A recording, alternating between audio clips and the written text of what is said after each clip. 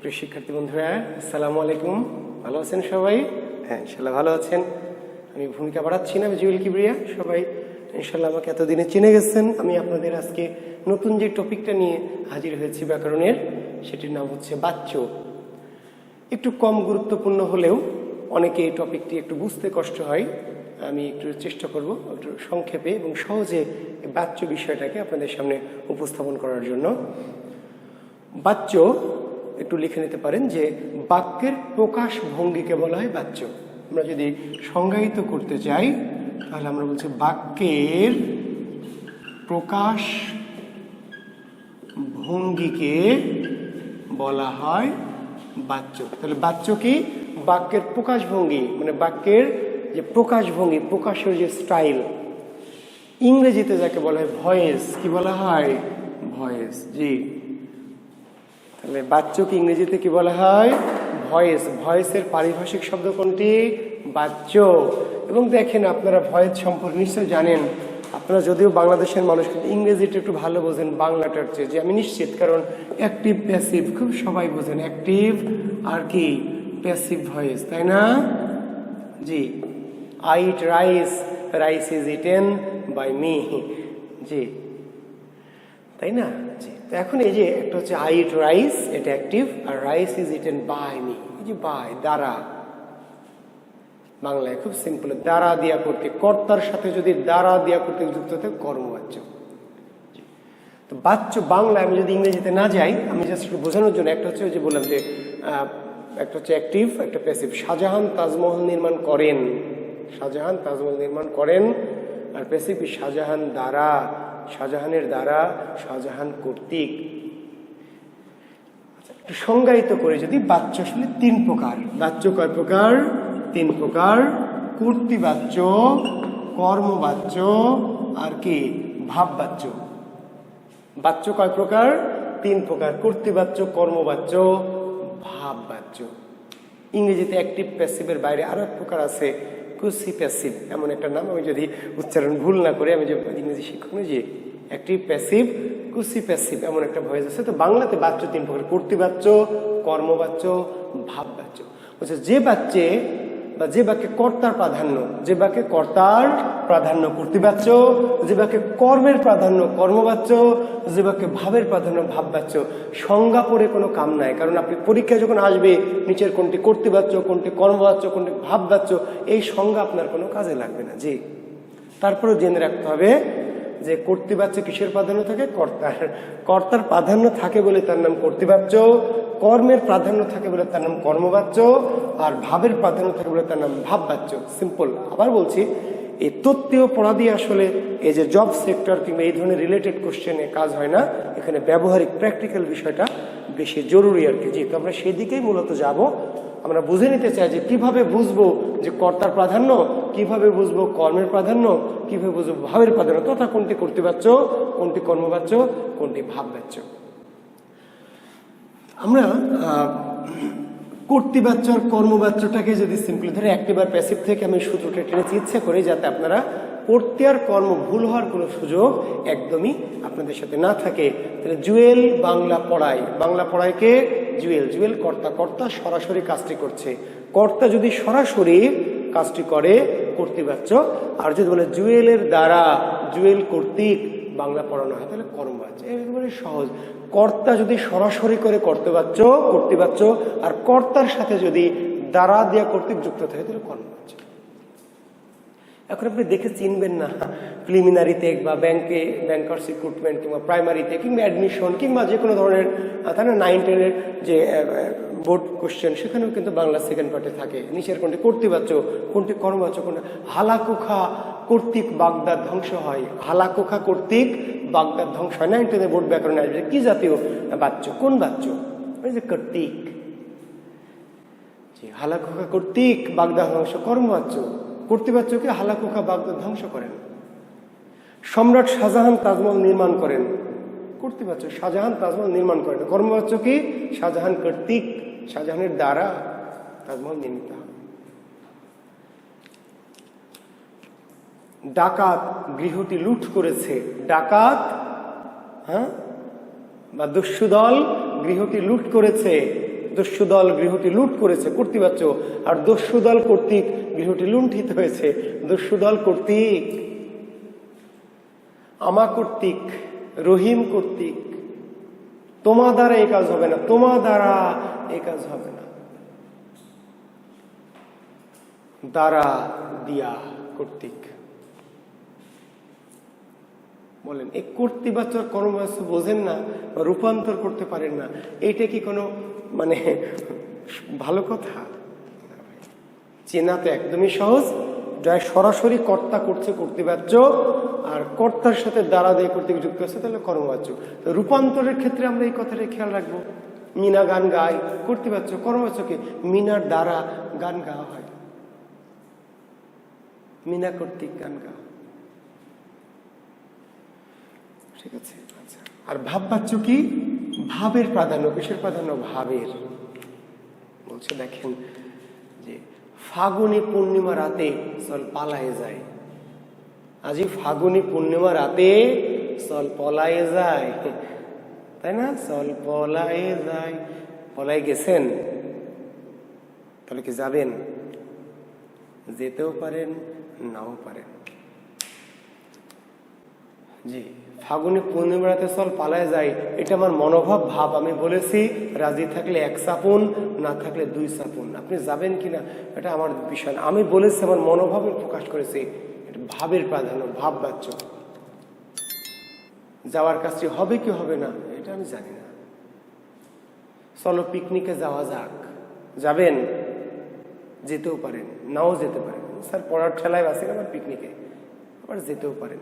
আসলে কাজটি হবে কিনা সেটা এটা আমার মনে হয়েছে, আমার মনের ভাব জেগেছে, চলো পিকনিকে যাই, এটা আমি বলেছি। কিন্তু আমরা পিকনিকে যাব, এটা কোনো ভাব না। আমরা পিকনিকে যাব, আমি পিকনিকে যাব, তুমি গেলে যাবা যাবা না তোমার ব্যাপার, তুমি যাবা। আমি পিকনিকে যাব, রহিম পিকনিকে যাবে, সে আসবে। সে কি আসবে? তা আসবে, আমি নিশ্চিত। তার যেন আশা হয়, তার যেন আশা হয়। সে কি আসবে? তার যেন আশা হয় মানে সে কি আসবে? আপনি নিশ্চিত না ভাই, এটা আপনি বলেছেন তার যেন আশা হয়, মানে আসলে আপনি খুশি হবেন, আপনার ভালো লাগবে। আপনি চেয়েছেন যে সে আসুক, এটা আপনার চাওয়া, আপনার মনোভাব। সে আসবে কিনা এটা, কিন্তু সে আসবে।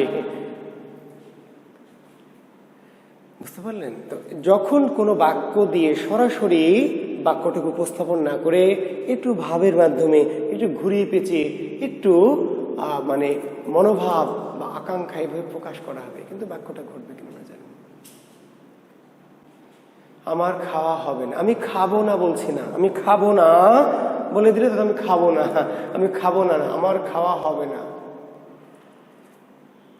এই কথাটাকে আমি কেন খাওয়া হবে না? খাওয়া হবে না, আমি খাবো না, না আমার খাওয়া হবে না, আমার যাওয়া হবে না। আমি তো বলতে আমি যাবো না, সরাসরি বললাম আমি যাবো না, আমার যাওয়া হবে না। আসলে আমি যেতে চাই বা চাই না, কিন্তু কোনো একটা কারণ আছে যে জন্য আমার যাওয়াটা হয়তো হবে না। এই ধরনের বাক্যকে আমি বলছি ভাব বাচ্য। কি বাচ্য? ভাব। চলো রিক্সায় ওঠা যাক, চলো রিক্সায় ওঠা যাক। উনি বললেন না, আমি রিক্সায় উঠি না। কার নিয়ে আসেন? মার্সিডিজ বেঞ্চ আনেন, উঠবো। কিসের আন্দাজে? রিক্সা ফিক্সা বাদ দেন, সরেন এখান থেকে। চলো রিক্সায় ওঠা যাক, এটা আমার মনোভাব। আমি বলেছি ভাই আপনি যাবেন, গেলে যান, না গেলে না যান, এটা আমার মনোভাব। বলেছি ভাব। আমরা এখন রিক্সায় উঠবো, এটা ভাব না। আমি বলেছি সিদ্ধান্ত, আমরা এখন রিক্সায় উঠবো, আমরা এখন ট্রেনে উঠবো, আমরা কাল পিকনিকে যাব। আর চলো পিকনিকে যাওয়া যাক, চলো কোথাও বেড়াতে যাই। যাবেন? যাবেন কিনা, যেতেও পারেন, নাও পারেন, কিন্তু নিশ্চিত করিনি। এটা আমার মনোভাব প্রকাশ পেয়েছি। তাহলে যখন কর্তা সরাসরি কোনো কাজ করছে, ডাইরেক্ট সরাসরি, এটা কর্তৃবাচ্য। যখন কর্তার সাথে দ্বারা দিয়া কর্তৃক যুক্ত হয়ে কাজটা হচ্ছে, তখন সেটি কর্মবাচ্য। আর যখন কোনো একটি বাক্যে কর্তার ভাব বা মনোভাব প্রকাশ পেয়েছে, কিংবা কথাটি সরাসরি না বলে একটু কি ভাবের মাধ্যমে বলা হয়েছে, ভাব নিয়ে ঘুরিয়ে পেঁচিয়ে, এই ধরনের বাক্যকে বলা হবে ভাব বাচ্য। এদের বাইরে একটা বিশেষ রকম বাচ্য আছে, যদিও অনেক ব্যাকরণে এটা ওইভাবে স্বীকৃত না। এটাকে কর্তৃবাচ্যের মধ্যে বলছে, তবু এটাকে আগের ব্যাকরণে কর্ম কর্তৃবাচ্য বলে একটা বাচ্য ছিল, কর্ম কর্তৃবাচ্য। জি, এটা কারকের ক্লাসে, আমি জানি না আমার ইউটিউব চ্যানেলে কারকের ক্লাসটা দিয়েছি। কারকের ক্লাসটা চমৎকারভাবে দিয়েছি, এবং আমার ইউটিউবে সবচেয়ে বহুল ভিউ হওয়া ক্লাসটি হচ্ছে কারক। তো তো সেখানে কিছু কিছু কারক কর্তৃকারকের ক্ষেত্রে অনেক ছাত্ররা ভুল করে, আপনারা দেখবেন, যারা দেখেননি দেখবেন, খুবই ভালো লাগবে, আমার ধারণা নিশ্চিত ভালো লাগবে, এবং কমেন্টস করবেন যে স্যার আপনার ভালো লেগেছে। তো কিছু কিছু জিনিস কর্ম মানে অবজেক্ট, বস্তু কিন্তু বাক্যে কর্তা হিসাবে বসে। এই কলমটা ভালো লেখে, এখানে আমি কিন্তু কর্তা নয়, কলমটাই কর্তা। আমি কলম দিয়ে লিখি, আমি কর্তা কি দিয়ে লিখি, কলম দিয়ে কলম, এই কলমটা ভালো লেখে, কলমটাই কর্তা। ফ্যান ঘুরে, ঘুরি আমি না ফ্যান, ফ্যান। বৃষ্টি পড়ে, তো পড়ার কাজটা আমি করি না, বৃষ্টি পড়ে, বৃষ্টি তাহলে বুঝতে পারেন। ট্রেন চলে, চলছে ট্রেন, বাঁশি বাজে, এরকম কিছু বাক্য আছে যেখানে বস্তু বা অবজেক্ট কিন্তু বাক্যে কর্তা হিসাবে বসানো হয়। তো যখন কোনো বাক্যে কর্ম বা অবজেক্ট কর্তা হিসাবে বসে বা কর্তার আচরণ করে, এই ধরনের বাক্যকে বলা হয় কর্ম কর্তৃবাচ্য। বুঝতে পেরেছেন? মানে বস্তুর আসলে কাজ করার ক্ষমতা নাই, ফ্যানের আসলে ঘোরার ক্ষমতা নাই। আমি যদি অফ করে দিই তাহলে ফ্যান আর ঘুরবে না। বাঁশির আসলে বাজার সক্ষমতা নাই, বাঁশি একটা অবজেক্ট, বস্তু, কেউ বাজাইলেই বাজে। ট্রেন আসলে একা একা চলতে পারে না, কেউ চালায়। কিন্তু বাক্যটা এমনভাবে ব্যবহার করছে, ট্রেন চলে, বাঁশি বাজে, রেডিও বাজে, ঢোল বাজে, এই কলমটা ভালো লেখে, সুতি কাপড় অনেকদিন টেকে। আসলে সুতি কাপড় কেমনে টিকবে? আমি যদি ব্লেড দিয়ে একটা পোস্ট মারি এবং অ্যাসিডের পানিতে একটু চুবাই নিই, সুতি কাপড় টিকবে? সুতি কাপড়ের টেকাটা সুতি কাপড়ের উপর নির্ভর করে না, ব্যবহারকারীর উপর নির্ভর করে। কিন্তু বাক্যটা এমনভাবে বলছে যে সুতি কাপড়টাই যেন অনেকদিন টেকে, বাঁশিটাই যেন বাজে, ফ্যানটাই যেন ঘুরে। আসলে ঘুরে তো ফ্যান, বাজে তো বাঁশি।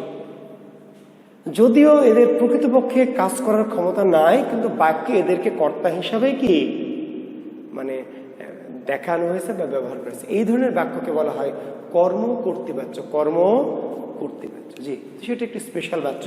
তো বাচ্য কয় প্রকার বললে বলুন? 3 প্রকার: কর্তৃবাচ্য, কর্মবাচ্য, ভাববাচ্য। আর কর্তৃবাচ্যই কিন্তু এমন কিছু কর্তা যে কর্তাগুলো আসলে কর্তা না, এরা অনেকটা অবজেক্ট, বস্তু বা কর্ম, কিন্তু বাক্যে ওই বাক্যটিতে কর্তা হিসাবেই তাকে কি ব্যবহার বা প্রয়োগ করা হয়েছে বা প্রকাশ করা হয়েছে। এই ধরনের বাচ্যকে বলা হয় কর্ম কর্তৃবাচ্য।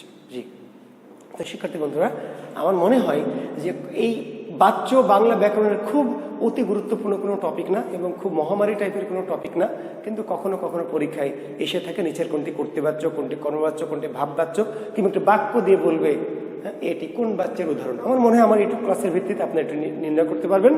আর কর্তৃ থেকে কর্মে রূপান্তর দিলে খুব অনায়াসে, খুবই অনায়াসে, জি, সরাসরি দ্বারা দিয়া কর্তৃক, কর্তার সাথে দ্বারা দিয়া কর্তৃক লাগাবেন, কর্মবাচ্য হয়ে যাবে।